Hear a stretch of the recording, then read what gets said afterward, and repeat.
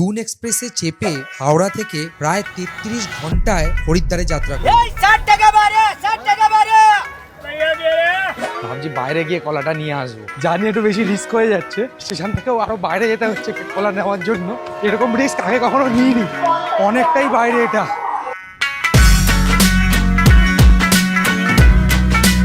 Sleeper কোচে 33 ঘন্টা কাটানোর অভিজ্ঞতা কেমন হলো? খুব সুখকর, বেশ ফুরফুরে হাওয়া চলছে, আজকের মতো গুড নাইট।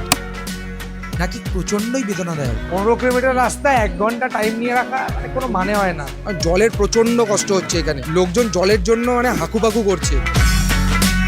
খুব হার্ড লাইফ। পাশের কাকা নুন নিয়ে এসছে, আমাদের দিল ডিম খাওয়ার জন্য। ঠিক আছে, পায়রার ডিম দিয়েছে। পুরো ট্রেন জার্নির এক্সপিরিয়েন্সটা আমরা ভিডিওর মাধ্যমে শেয়ার করব, সঙ্গে থাকুন। আমাদের পুরো ট্রেন জার্নির রোমাঞ্চকর অভিজ্ঞতাটা অলরেডি ট্রাভেল গপ্প চ্যানেলে লাইভ হয়ে গেছে, তাহলে আর দেরি কিসের, তাড়াতাড়ি দেখে নিন।